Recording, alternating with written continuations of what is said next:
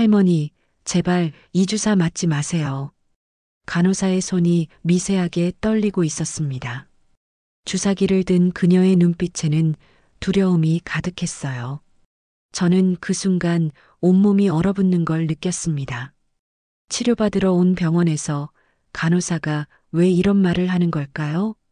그날 아침 저는 평소처럼 무릎 통증 때문에 동네 정형외과를 찾았습니다. 70살이 넘으니 여기저기 안 아픈 곳이 없더군요. 특히 무릎이 심했어요. 계단 오르내리기는 물론이고 길을 걷는 것조차 힘들었습니다. 며느리가 먼저 권했어요. 어머니, 이 병원 완전 좋대요. 우리 동네 사람들도 다 여기서 주사 맞고 나았다고 하던데요. 한 번만 맞으면 바로 효과 보신대요. 며느리 수진이는 요즘 유난히 저에게 잘해줬습니다. 시집 온 지 10년이 넘었지만 이렇게 친절한 적은 처음이었어요. 병원 예약도 대신 해주고 오늘 아침엔 직접 차로 데려다 주기까지 했죠. 저는 며느리의 효심에 감사하며 병원으로 향했습니다. 세상에 이렇게 큰 병원이었어? 병원은 생각보다 컸습니다. 5층짜리 건물에 최신 의료 장비가 가득했어요.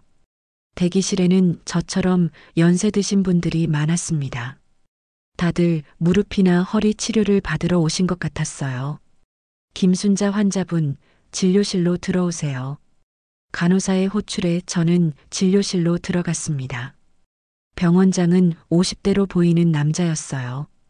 하얀 가운을 입고 있었지만 어딘지 모르게 차가운 인상이었습니다. 어르신, 무릎이 많이 불편하시죠? 걱정 마세요. 저희 병원의 특수주사 한 방이면 바로 나으실 겁니다. 특수주사요? 네, 일반 병원에는 없는 신약입니다. 효과가 아주 좋아요. 한 번만 맞으면 몇 년은 거뜬하죠. 병원장의 말에는 자신감이 넘쳤습니다. 하지만 그의 눈빛은 왠지 모르게 불편했어요. 마치 저를 환자가 아닌 다른 무언가로 보는 것 같았습니다. 그럼 주사실로 가시죠. 간호사가 안내해 드릴 겁니다. 저는 간호사를 따라 복도를 걸었습니다. 주사실은 병원 건물 끝자락에 있었어요. 다른 진료실들과는 떨어진 곳이었죠. 문을 열고 들어가니 차가운 공기가 느껴졌습니다. 할머니, 여기 앉으세요. 젊은 간호사가 저를 의자에 앉혔습니다. 그녀는 20대 후반쯤 돼 보였어요.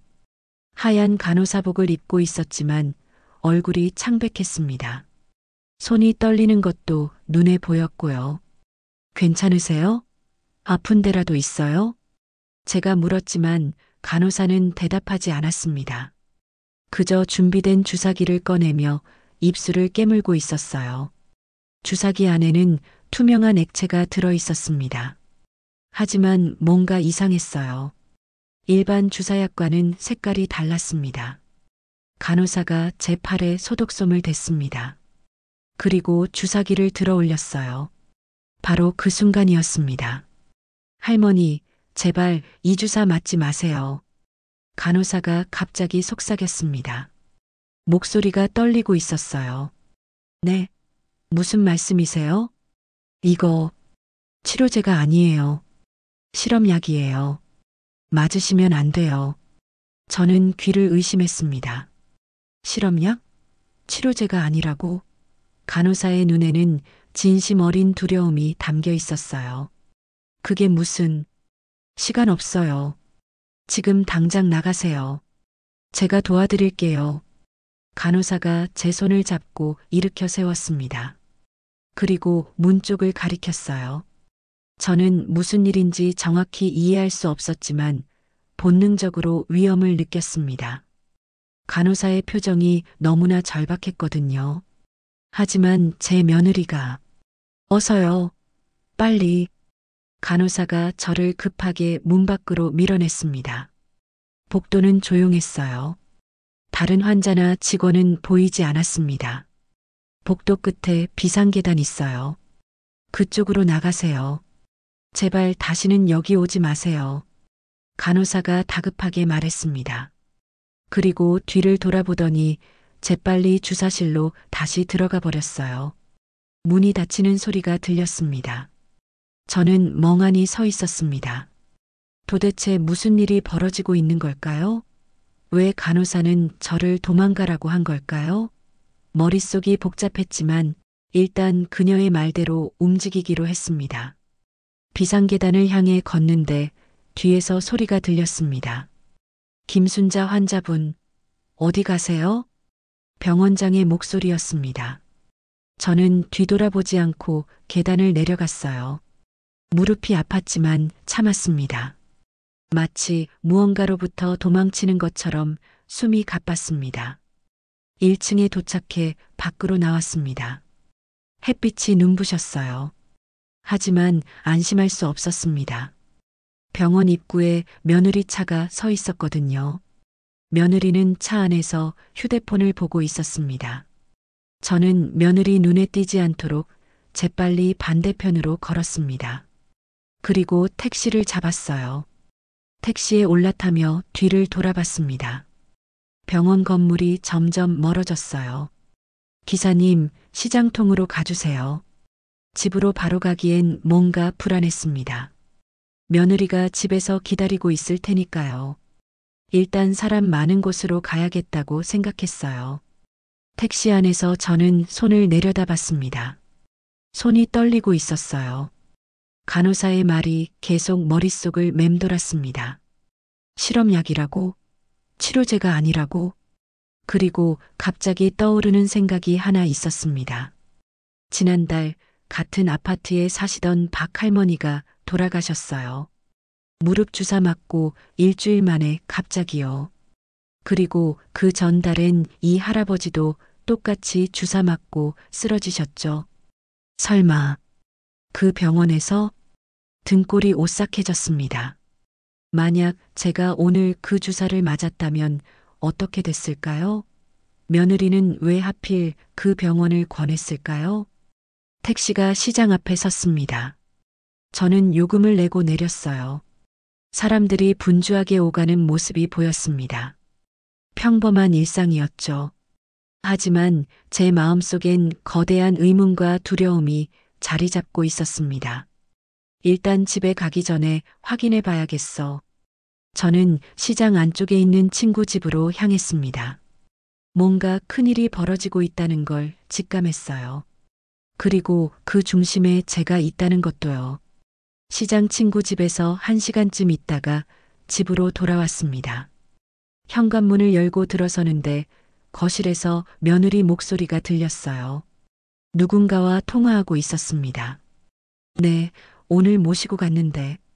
아니, 갑자기 사라지셔서 제가 지금 찾고 있어요. 네, 알겠습니다. 다시 연락드릴게요. 며느리가 급하게 전화를 끊었습니다. 그리고 제가 들어오는 걸 보자 깜짝 놀란 표정을 지었어요. 하지만 금방 미소를 지으며 다가왔습니다. 어머니, 어디 가셨어요?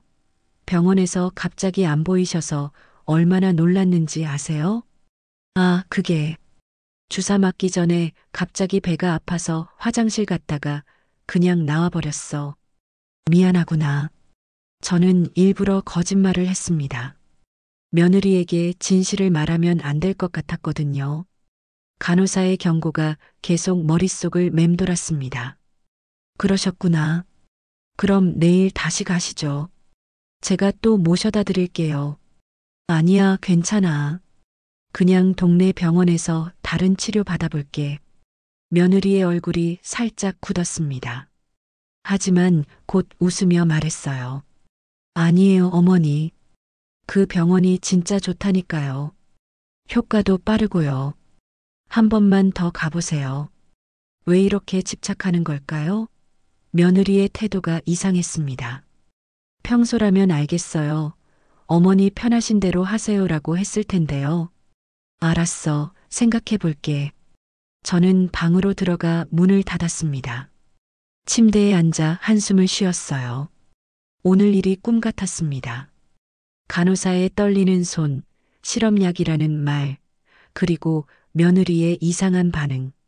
밤이 됐습니다. 저는 잠을 이룰 수 없었어요. 새벽 2시쯤 됐을까요? 목이 말라 부엌으로 나갔습니다. 거실을 지나가는데 며느리 방에서 불빛이 새어나오고 있었어요. 문틈 사이로 며느리 목소리가 들렸습니다. 아니, 어떻게 된 거예요? 오늘 확실히 마치기로 했잖아요. 네. 다음 주? 아니, 너무 늦어요. 빨리 해야 한다니까요. 누구와 통화하는 걸까요? 그리고 마치기로 했다는 건 무슨 뜻일까요? 저는 숨을 죽이고 더 귀 기울였습니다. 괜찮아요. 제가 다시 설득할게요. 돈은 걱정 마세요. 계약서대로 진행되면 바로 입금될 거예요. 계약서? 돈? 제 등골이 서늘해졌습니다. 며느리는 계속 통화를 이어갔어요. 네, 알겠습니다. 병원장님, 꼭 성공시켜야 해요. 이번이 마지막 기회니까요. 통화가 끝났습니다. 저는 재빨리 부엌으로 가서 물을 마시는 척 했어요. 며느리가 방문을 열고 나왔습니다. 어머니, 안 주무세요? 물 마시러 나왔어. 아, 네. 어서 주무세요. 내일 아침 일찍 일어나셔야 하니까요. 며느리는 웃으며 다시 방으로 들어갔습니다. 하지만 그 미소는 어딘가 차갑게 느껴졌어요. 다음 날 아침 며느리는 일찍 출근했습니다. 집에는 저 혼자 남았어요. 저는 결심했습니다. 며느리 방을 한번 살펴봐야겠다고요. 조심스럽게 며느리 방문을 열었습니다. 방 안은 깔끔하게 정리돼 있었어요. 책상 위에는 노트북과 서류 몇 장이 놓여 있었습니다. 저는 서류를 집어들었어요. 생명보험 계약서? 제 이름으로 된 보험 계약서였습니다. 가입일은 한 달 전이었어요. 보험 금액은 3억. 수익자는 며느리였습니다. 내가 언제 이런 보험에 가입했지? 전혀 기억이 없었습니다. 며느리가 제 도장을 몰래 쓴 걸까요? 손이 떨렸어요. 서류를 더 뒤적거렸습니다. 그 아래에 또 다른 문서가 있었어요. 환자 동의서 마이너스 신약 임상시험. 제 이름이 적혀 있었습니다. 그리고 병원 이름도 보였어요. 바로 어제 갔던 그 정형외과였습니다. 내용을 읽어 내려가는데 온몸에 소름이 돋았습니다. 피험자는 신약 투여 후 발생할 수 있는 모든 부작용에 대해 인지하고 있으며 병원 측에 책임을 묻지 않기로 동의함.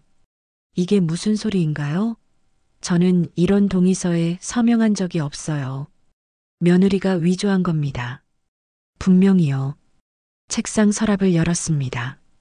안에는 통장 사본이 있었어요. 며느리 명의였습니다.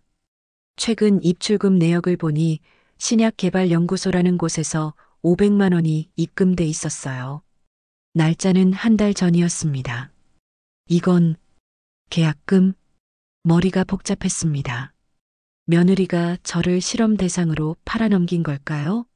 그리고 제가 죽으면 3억짜리 보험금을 받으려고 한 걸까요? 서랍 깊숙한 곳에서 또 다른 종이를 발견했습니다. 메모지였어요. 며느리 필체로 적혀 있었습니다. 1차 투여 후 평균 생존 기간 2주. 2차 투여 시 즉시 효과. 반드시 2차까지 완료할 것. 손에 든 종이가 바들바들 떨렸습니다. 이건 살인 계획서나 다름없었어요. 며느리는 저를 죽이려고 했던 겁니다. 그것도 병원과 공모해서요. 갑자기 현관문 열리는 소리가 들렸습니다. 며느리가 돌아온 거예요. 저는 재빨리 서류들을 원래대로 놓고 방을 나왔습니다. 어머니, 집에 계셨어요? 저 서류 놓고 가서 다시 왔어요. 며느리가 방으로 들어갔습니다. 저는 거실 소파에 앉아 텔레비전을 보는 척했어요. 심장이 터질 것 같았습니다. 며느리가 서류를 챙겨 나왔습니다. 그리고 제게 다가와 말했어요. 어머니, 오늘 저녁에 또 병원 가시는 거 어때요? 병원장님이 어머니 많이 걱정하신대요. 특별히 시간 내주신다고 하셨어요. 아니야, 괜찮아. 나 요즘 무릎 괜찮아졌어. 에이, 어머니. 그래도 한 번 더 가보세요. 제가 오늘 꼭 모셔다 드릴게요. 며느리의 눈빛이 집요했습니다. 웃고 있었지만 눈은 전혀 웃지 않았어요. 생각해 볼게. 며느리가 나간 후 저는 곧바로 휴대폰을 꺼냈습니다. 경찰에 신고해야 할까요? 하지만 증거가 약했습니다. 며느리는 제 도장을 가지고 있고 서류도 합법적으로 보였어요. 저 혼자 싸우기엔 상대가 너무 컸습니다. 일단 더 확실한 증거를 찾아야 해. 그리고 그 간호사를 만나야 했습니다. 그녀가 알고 있는 진실을 들어야 했어요. 저는 가방을 챙겼습니다. 오늘 밤은 집에 있으면 안 될 것 같았거든요. 며느리가 어떤 짓을 저지를지 알 수 없었습니다. 3억이라는 돈 앞에서 사람은 괴물이 될 수 있다는 걸 저는 오늘 확실히 알았습니다. 다음 날 아침 저는 그 병원 근처로 다시 갔습니다. 간호사를 만나야 했어요. 그녀가 유일한 증인이었으니까요. 병원 맞은편 카페에 앉아 기다렸습니다. 점심시간이 되자 직원들이 나왔어요. 그 간호사도 보였습니다. 저는 재빨리 일어나 그녀에게 다가갔습니다. 저기요. 간호사가 깜짝 놀라며 돌아봤습니다. 제 얼굴을 알아본 그녀는 창백해졌어요. 할머니, 왜 여기 계세요? 위험해요. 당신을 만나러 왔어요. 이야기 좀 해야겠어요. 저는 그녀를 카페로 데려갔습니다. 구석자리에 앉아 작은 목소리로 물었어요. 그 주사가 뭐죠? 왜 저를 도망가라고 했어요? 간호사는 한참을 망설였습니다. 그러다 가방에서 작은 USB를 꺼냈어요. 이거 보세요. 제가 몰래 복사한 겁니다. 이게 뭔데요? 병원장이 환자들에게 실험하는 영상이에요. CCTV 기록이고요. 손이 떨렸습니다. USB를 받아쥐었어요. 왜 이런 짓을 하는 거죠? 돈이요. 제약회사에서 신약 임상시험 대상자를 구하는데 병원장이 노인 환자들을 몰래 팔아넘기는 거예요. 한 명당 1,000만 원씩 받는다고 들었어요. 그럼 환자들은? 간호사가 눈물을 글썽였습니다. 부작용으로 죽거나 중병에 걸려요. 저희 병원에서만 벌써 5명이. 그런데 전부 자연사나 기저질환으로 처리됐어요. 보호자들이 보험금 받고 입 다물었고요. 제 며느리처럼요. 3억이라는 돈에 눈이 멀어 가족을 팔아넘긴 거였습니다. 경찰에는 신고 안 했어요? 증거가 없었어요. 병원장이 워낙 교묘하게 처리해서. 그래서 제가 몰래 자료를 모았어요. 이 USB에 전부 있어요. 당신은 왜 이런 위험한 일을 하는 거죠? 간호사가 주먹을 쥐었습니다. 제 어머니도 작년에 이 병원에서 똑같은 주사 맞고 돌아가셨어요. 그때는 몰랐어요. 나중에 취직하고 나서야 알았죠. 어머니를 살해한 게 제가 일하는 병원이었다는 걸요. 침묵이 흘렀습니다. 간호사의 눈에서 눈물이 떨어졌어요. 할머니, 이 자료 가지고 꼭 신고하세요. 더 이상 희생자가 나오면 안 돼요. 저는 제가 할 수 있는 건 여기까지예요. 고마워요. 당신 덕분에 살았어요. 간호사가 일어섰습니다. 병원으로 돌아가야 할 시간이었어요. 조심하세요. 병원장이 알면. 알아요. 당신도 조심해요. 간호사가 떠난 후 저는 USB를 가방 깊숙이 넣었습니다.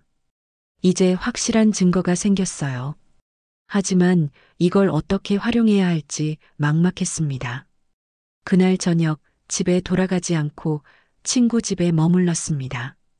친구에게 모든 걸 털어놨어요. 친구는 깜짝 놀라며 말했습니다. 순자야, 당장 경찰 가야지.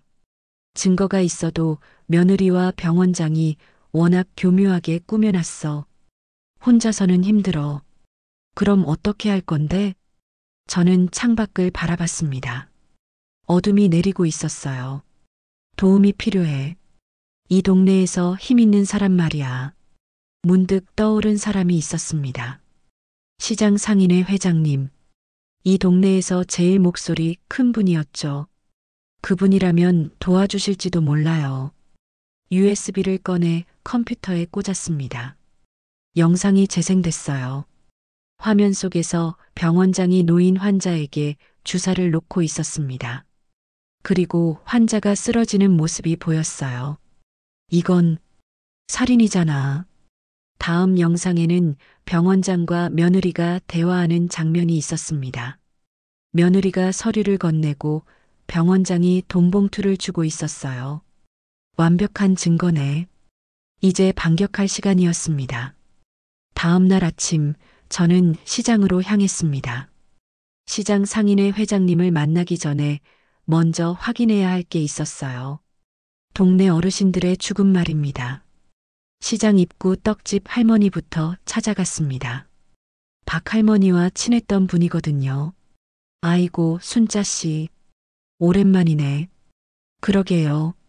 저기, 박 할머니 일 때문에 왔어요. 떡집 할머니의 표정이 어두워졌습니다. 아이고, 그 양반. 갑자기 가셨잖아. 무릎 주사 맞고 일주일 만에. 어느 병원에서 맞으셨는지 혹시 아세요? 응, 5번가에 있는 그 큰 정형외과. 거기서 신약 주사 맞았다더라고. 효과 좋다고 아들이 권해서 갔는데 제 심장이 쿵 내려앉았습니다. 역시 그 병원이었어요. 아들 말로는 갑자기 심장마비 왔다던데 워낙 연세가 있으셔서 그런가 보다 했지. 그런데 이상한 게 보험금이 엄청 나왔대. 2억인가? 보험금이요? 응. 아들이 몇 달 전에 가입해줬나 봐. 박 할머니는 모르셨대. 그래도 아들이 효자라고 다들 칭찬했지. 저는 온몸에 소름이 돋았습니다. 제 며느리와 똑같은 수법이었어요. 그럼 이 할아버지는요? 그분도 같은 병원이었어. 허리 주사 맞고 한 달 만에 돌아가셨지. 딸이 모셔다 드렸는데 그 딸도 갑자기 돈이 생겼는지 차까지 바꿨더라고.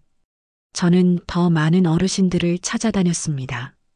시장 생선가게 아주머니, 구멍가게 할아버지, 교회 집사님. 모두가 비슷한 이야기를 해주었어요. 작년부터 동네 어르신들이 유난히 많이 돌아가셨어요.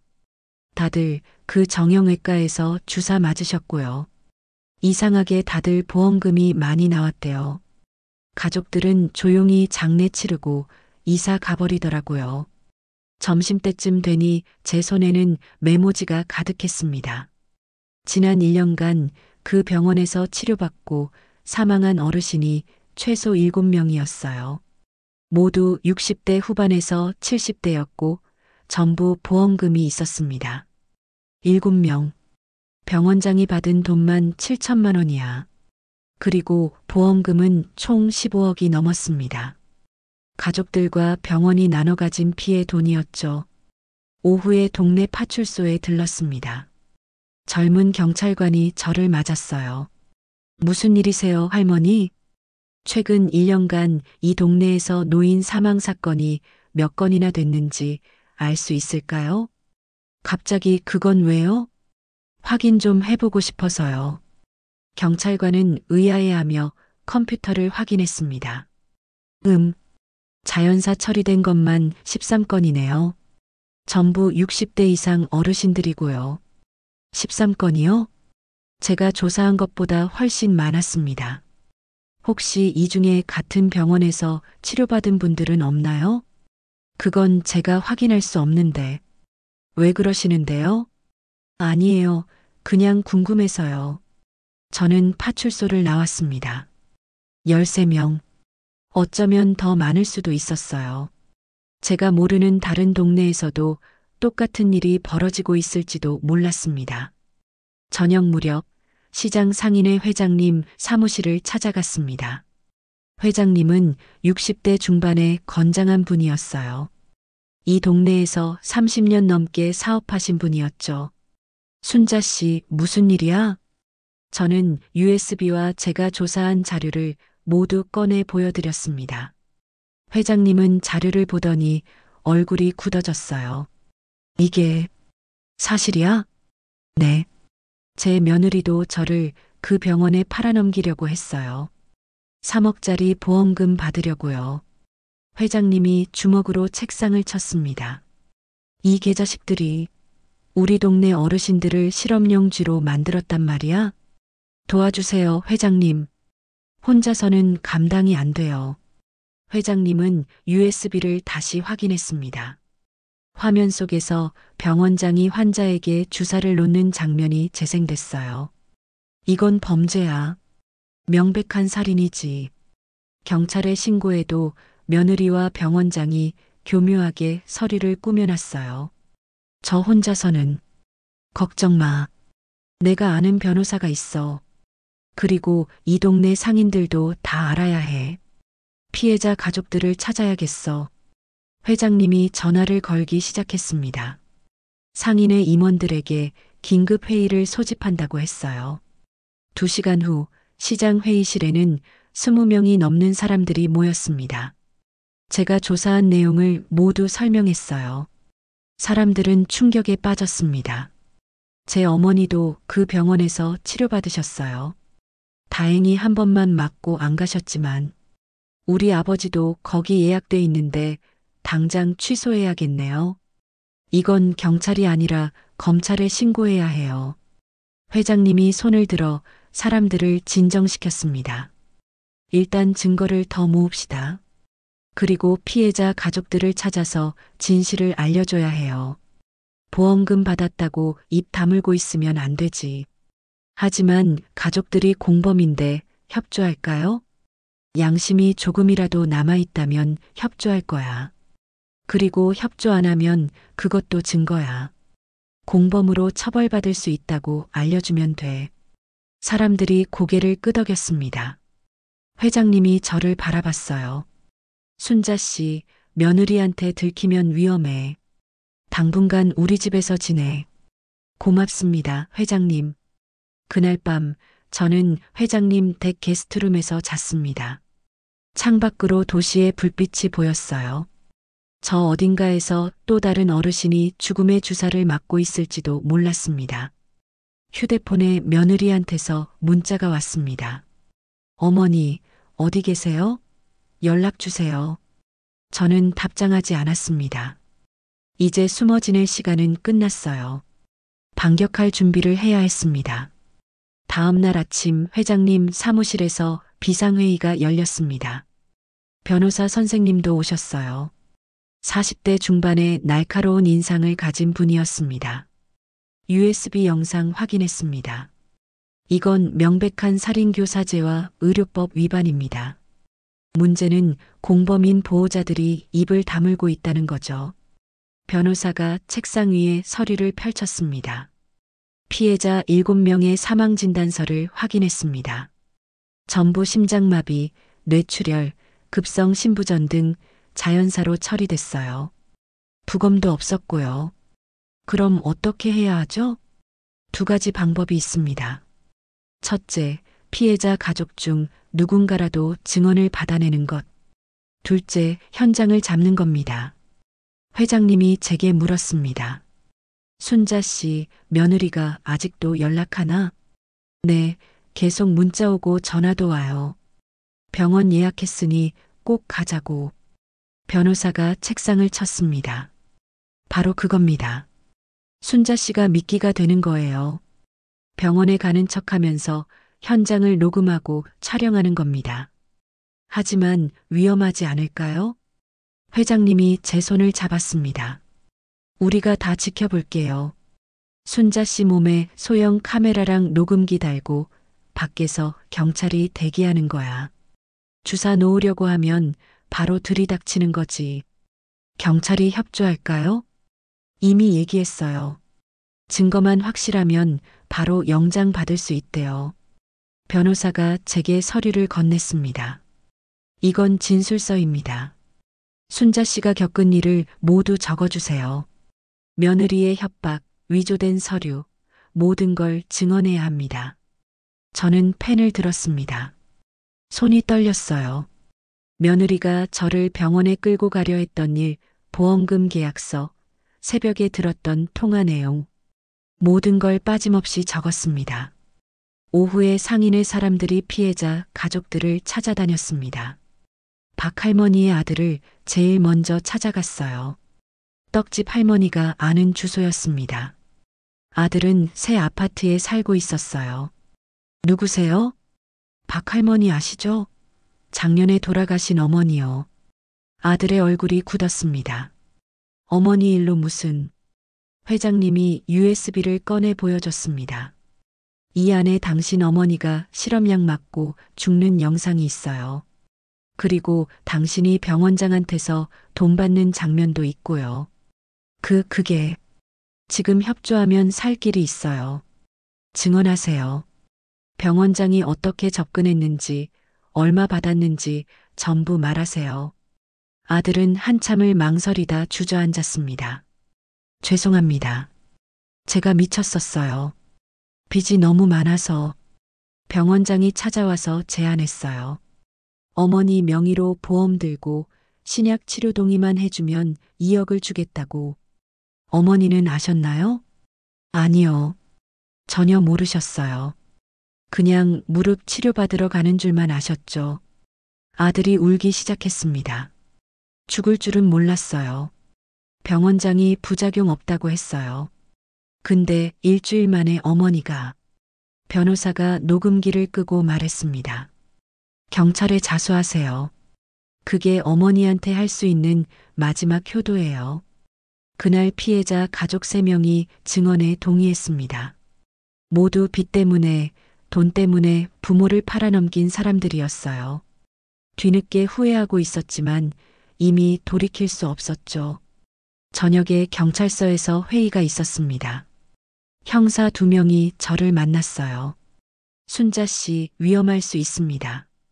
정말 괜찮으시겠어요? 해야죠. 이대로 두면 또 다른 어르신이 죽을 거예요. 알겠습니다. 내일 오후 2시에 작전 실행합니다. 순자 씨 몸에 무선 카메라와 마이크를 부착하고요. 저희는 병원 주변에 잠복합니다. 주사 놓으려는 순간 신호 주시면 돼요. 신호는 어떻게 하죠? 이 단추를 누르세요. 형사가 작은 장치를 보여줬습니다. 이걸 누르면 저희한테 신호가 가요. 30초 안에 진입합니다. 회장님이 제 어깨를 토닥였습니다. 순자 씨, 무리하지 마. 위험하면 바로 나와. 괜찮아요. 저 정도는 할 수 있어요. 그날 밤 저는 며느리에게 문자를 보냈습니다. 수진아, 미안해. 도망 다녀서 내일 병원 갈게. 주사 맞을게. 30분 후 며느리에게서 답장이 왔습니다. 어머니, 정말요? 제가 내일 모셔다 드릴게요. 오후 2시에 예약해놨어요. 알았어. 휴대폰을 내려놓고 창밖을 바라봤습니다. 내일이면 모든 게 끝날 거예요. 며느리와 병원장, 그리고 죄 없는 어르신들을 죽음으로 몰아넣은 사람들이 벌을 받을 겁니다. 회장님 댁 거실에서 상인의 사람들이 모여 있었어요. 모두 내일 병원 근처에서 대기하기로 했습니다. 순자 씨, 우리가 다 지켜보고 있을 거야. 두려워하지 마. 고마워요, 여러분. 그날 밤 잠이 오지 않았습니다. 두렵기도 했지만 동시에 각오가 섰어요.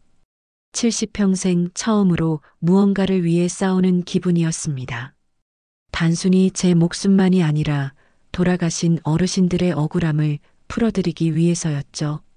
새벽에 거울을 봤습니다. 주름 가득한 제 얼굴이 보였어요. 하지만 눈빛만은 흐려지지 않았습니다.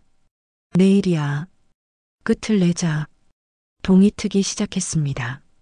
마지막 전투가 시작될 날이 밝았어요. 오후 1시 30분.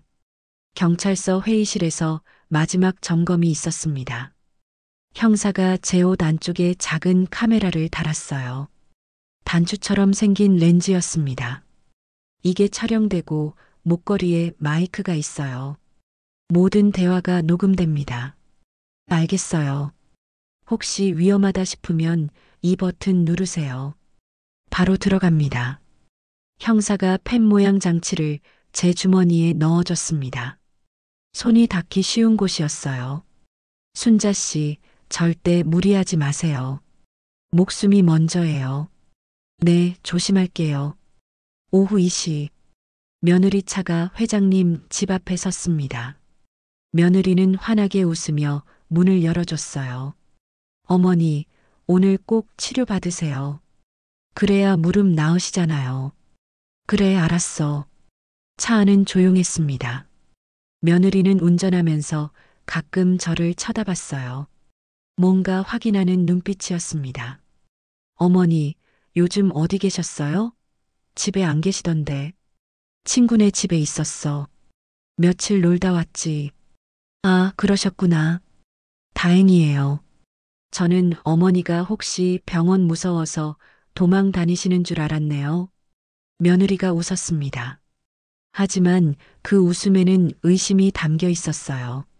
병원에 도착했습니다. 주차장에서 내리는데 평소보다 사람이 적었어요. 너무 조용했습니다. 어머니 가시죠. 병원 안으로 들어갔습니다. 대기실에는 아무도 없었어요. 간호사도 보이지 않았습니다. 오늘은 왜 이렇게 조용하지? 아, 오늘 특별 진료일이라 다른 환자들은 안 받아요. 어머니만 특별히 진료 받으시는 거예요. 불안한 느낌이 들었습니다. 하지만 이미 들어온 이상 끝까지 가야 했어요. 진료실 문이 열렸습니다. 병원장이 서 있었어요. 평소와 다른 표정이었습니다. 차갑고 날카로운 눈빛이었죠. 어서 오세요, 할머니. 오늘 꼭 치료 받으셔야죠. 네. 진료실에 들어가니 문이 닫혔습니다. 며느리도 함께 들어왔어요. 병원장이 주사기를 꺼냈습니다. 오늘은 특별한 주사를 놓을 겁니다. 한 방이면 모든 게 끝나죠. 그게 무슨... 할머니, 솔직히 말씀드릴까요? 할머니는 우리 병원의 소중한 실험 대상입니다. 그리고 며느리분도 잘 알고 계시죠. 며느리가 제 옆에 섰습니다. 그리고 제 팔을 붙잡았어요. 어머니, 가만히 계세요. 금방 끝나요. 수진아, 너. 어머니, 죄송해요. 하지만 3억이 필요해요. 빚 때문에 미치겠어요. 며느리의 목소리가 떨렸습니다. 하지만 제 팔을 놓지 않았어요. 병원장이 다가왔습니다. 주사기 끝에서 약물이 한 방울 떨어졌어요. 이 약은 30분 안에 심장마비를 유발합니다. 고통 없이 가실 수 있어요. 걱정 마세요. 제 심장이 뛰었습니다. 손이 떨렸어요. 주머니 속 버튼을 눌러야 했습니다. 잠깐만요. 저는 소리쳤습니다. 제가 왜 이런 걸 맞아야 하죠? 치료받으러 왔는데. 할머니, 이미 서류에 다 서명하셨잖아요. 임상시험 동의서요. 그건 위조예요. 제가 서명한 적 없어요. 병원장이 비웃었습니다. 증명할 수 있나요? 법적으로는 할머니가 동의한 겁니다. 보험도 들어있고요. 며느리가 제 팔을 더 세게 붙잡았습니다. 어머니, 제발 가만히 계세요. 안 아프게 해드릴게요. 너, 정말 날 죽이려고? 며느리가 눈물을 흘렸습니다. 죄송해요, 어머니. 하지만 선택의 여지가 없어요. 바로 그때였습니다. 병원장이 주사기를 제 팔에 가져다 댔어요. 저는 있는 힘껏 손을 주머니에 넣었습니다. 버튼을 눌렀어요. 안 돼. 문이 박살나며 경찰이 들어왔습니다. 형사 2명이 병원장을 제압했어요. 손들어. 움직이지 마. 병원장이 주사기를 떨어뜨렸습니다. 며느리는 제 팔을 놓고 뒤로 물러섰어요. 얼굴이 새하얗게 질렸습니다. 당신들 누구야? 무슨 권리로? 경찰입니다. 살인미수 혐의로 체포합니다. 형사가 병원장에게 수갑을 채웠습니다. 또 다른 형사가 며느리에게도 다가갔어요. 당신도 공범이죠. 체포합니다. 저는 아무것도 다 녹음됐어요. 방금 한 말 전부요. 며느리가 저를 바라봤습니다. 눈물이 흐르고 있었어요. 어머니, 저는 고개를 돌렸습니다. 볼 수가 없었어요. 회장님과 상인의 사람들이 진료실로 들어왔습니다. 변호사도 함께였어요. 순자 씨, 괜찮으세요? 네, 다행이에요. 다리에 힘이 풀렸습니다. 회장님이 저를 부축했어요. 바닥에 떨어진 주사기가 보였습니다. 저 안에 든 투명한 액체가 제 목숨을 빼앗을 뻔했어요. 형사가 주사기를 증거봉투에 넣었습니다. 이거 감식 들어가면 끝입니다. 병원장, 당신 이제 죽었어요. 병원장은 아무 말도 하지 않았습니다. 다만 차갑게 웃고 있었어요. 마치 모든 걸 예상했다는 듯이요. 뭐가 웃겨요? 형사가 물었습니다. 나 혼자가 아니야. 이런 병원이 전국에 몇 개나 되는지 알아? 당신들이 다 잡을 수 있을 것 같아? 그건 우리가 알아서 할 일이고. 병원장과 며느리가 경찰차에 실려나갔습니다. 저는 창밖으로 그들을 바라봤어요. 며느리는 계속 뒤를 돌아봤습니다. 하지만 저는 손을 흔들어 주지 않았어요. 순자 씨, 병원 검증도 해야 해요. 다른 증거 더 찾아야죠. 그래요. 저 안에 또 무슨 비밀이 있을지 몰라요. 경찰이 병원 전체를 수색하기 시작했습니다. 서류 상자들이 나왔고 컴퓨터도 압수됐어요. 간호사실에서는 다른 간호사들도 조사를 받았습니다. 그때 저를 도와줬던 그 젊은 간호사가 나타났습니다. 그녀는 저를 보고 울음을 터뜨렸어요. 할머니, 살아계셔서 다행이에요. 당신 덕분이에요. 고마워요. 이제 끝난 건가요? 아니요. 이제 시작이에요. 변호사가 서류 뭉치를 들고 왔습니다. 순자 씨, 이거 봐요. 피해자 명단이에요. 우리가 아는 것보다 훨씬 많아요. 서류를 펼쳐보니 이름이 빼곡했습니다. 50명이 넘었어요. 이렇게나 많이. 이 병원 하나만 이 정도예요. 다른 곳까지 합치면. 저는 주먹을 꽉 쥐었습니다. 분노가 치밀어 올랐어요. 하지만 동시에 다행이었습니다. 이제 더 이상 희생자는 나오지 않을 테니까요. 일주일 후 검찰청 조사실에 앉아 있었습니다. 검사님이 제 앞에 서류를 펼쳐 놓았어요. 김순자 씨, 이 사건이 얼마나 큰지 아십니까? 얼마나요? 전국에서 같은 수법으로 운영되던 병원이 12곳입니다. 피해자는 최소 200명이 넘고요. 숨이 막혔습니다. 200명이라니. 그렇게나 많은 어르신들이 실험용 쥐처럼 죽어갔다는 건가요? 병원장 김모 씨는 제약회사와 결탁했습니다. 승인 안 된 신약을 노인 환자들에게 몰래 투여하고 결과를 보고했죠. 한 명당 1,000만 원에서 2,000만 원을 받았습니다. 그럼 며느리는요? 며느리 박수진 씨는 작년부터 병원장과 접촉했습니다. 빚이 3억 가까이 있었고 보험금을 노리고 공모한 거죠. 어머님 명의로 보험 3건을 들었고 총 보험금은 5억입니다. 5억. 제 목숨값이 5억이었습니다. 녹음 파일 덕분에 증거가 확실합니다. 어머님이 용기 내주신 덕분에 전국적으로 수사가 확대됐어요. 다른 가족들도 잡혔나요? 네, 공범 가족 45명이 조사받고 있습니다.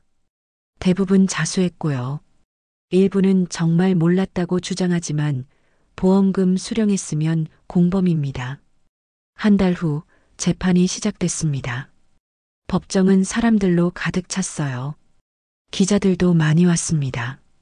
이 사건이 뉴스에 크게 보도됐거든요. 병원장이 재판정에 들어왔습니다. 수갑을 찬 채였어요. 며느리도 함께 들어왔습니다. 예전의 당당한 모습은 온데간데 없었어요. 판사가 서류를 보며 말했습니다. 피고인 김모, 당신은 2019년부터 2024년까지 5년간 200명이 넘는 피해자에게 미승인 신약을 투여하고 그중 67명을 사망에 이르게 했습니다. 방청석에서 탄식이 흘러나왔습니다. 67명.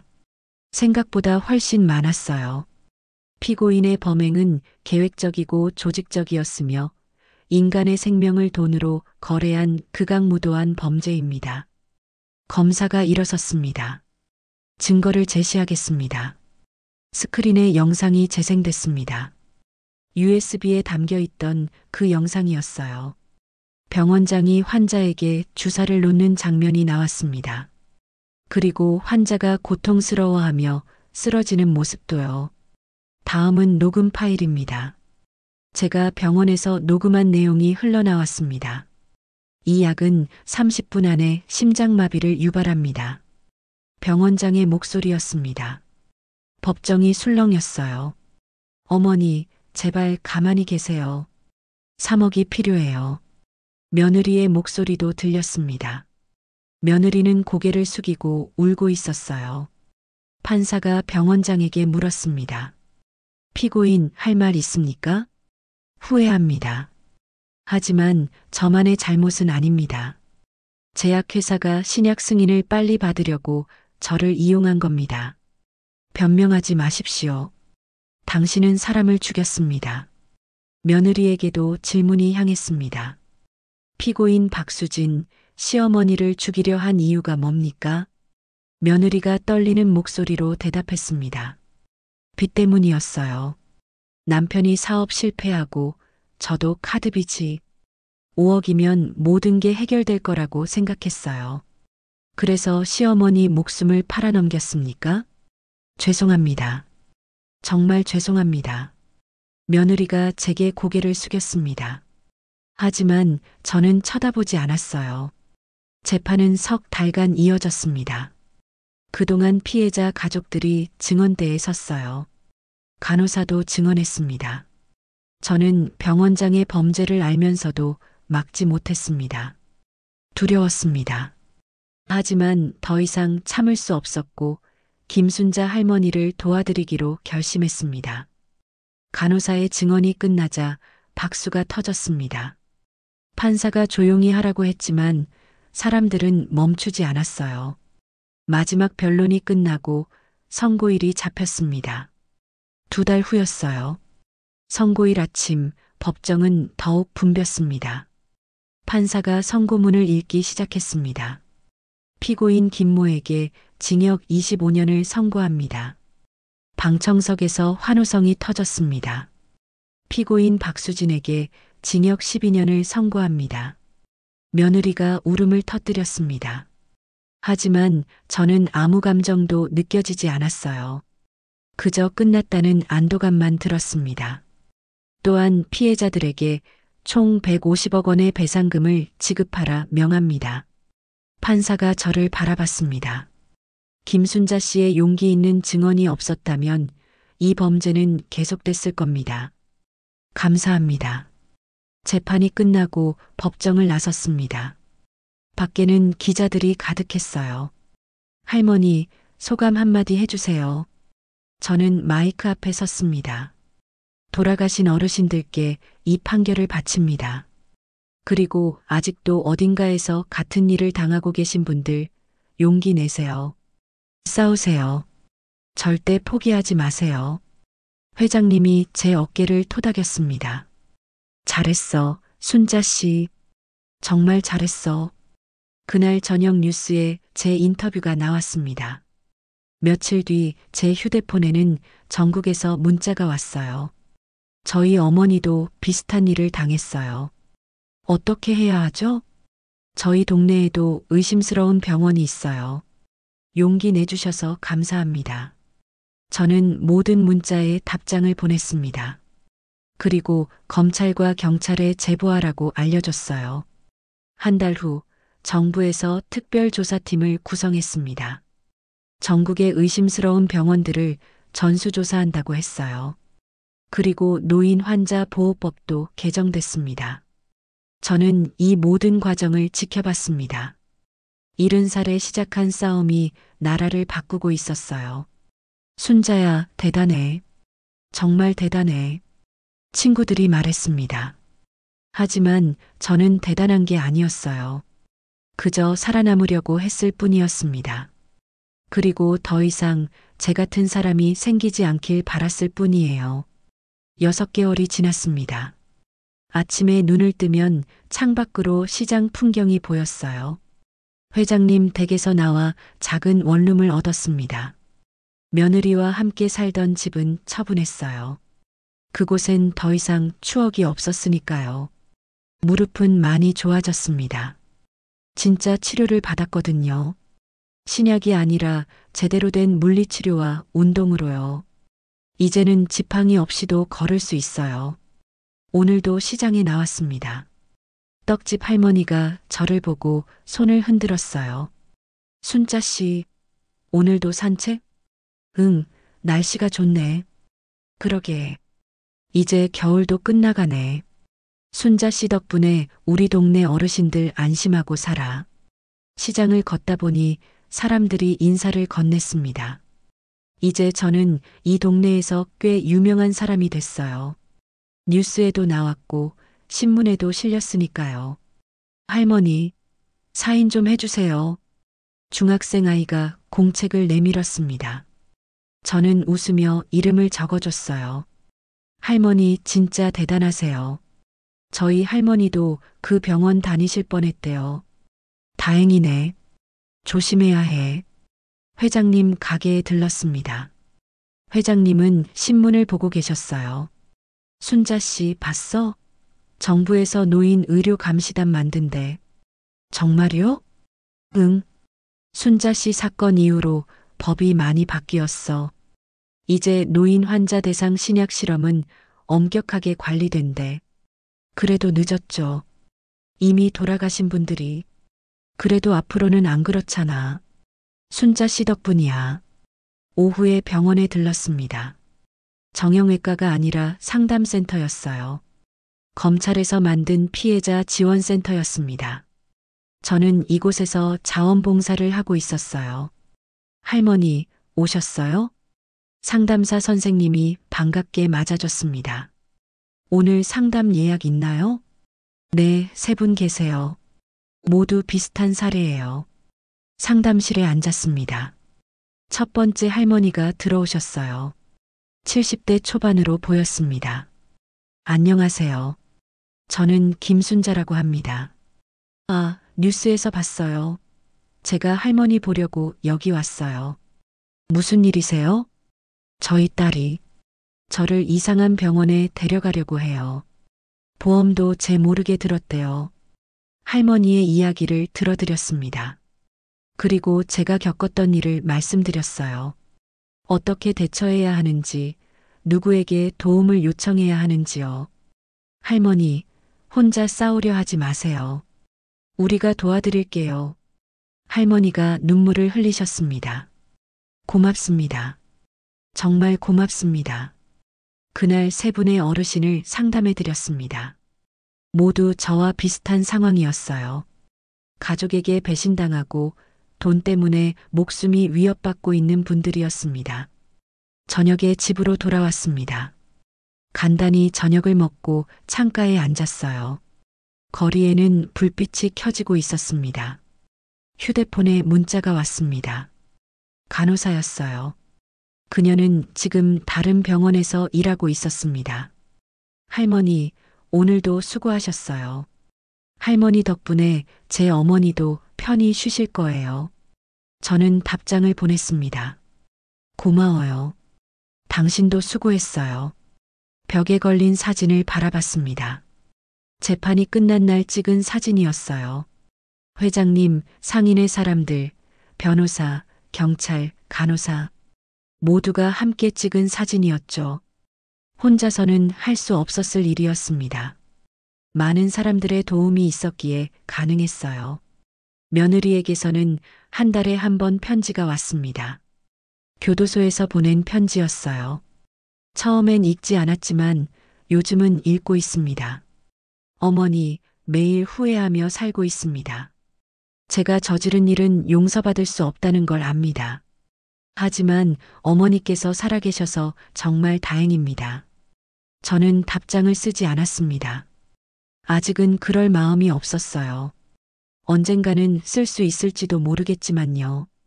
밤이 깊었습니다. 잠자리에 들기 전 거울을 봤어요. 주름 가득한 제 얼굴이 보였습니다. 하지만 예전과는 달랐어요. 눈빛이 달랐습니다. 70살의 인생이 바뀌네. 웃음이 났습니다. 그리고 생각했어요. 아직 할 일이 많이 남았다고. 저 같은 어르신들을 도와야 한다고요. 내일도 상담센터에 가야 합니다. 또 누군가를 만나고 또 누군가에게 용기를 줘야 해요.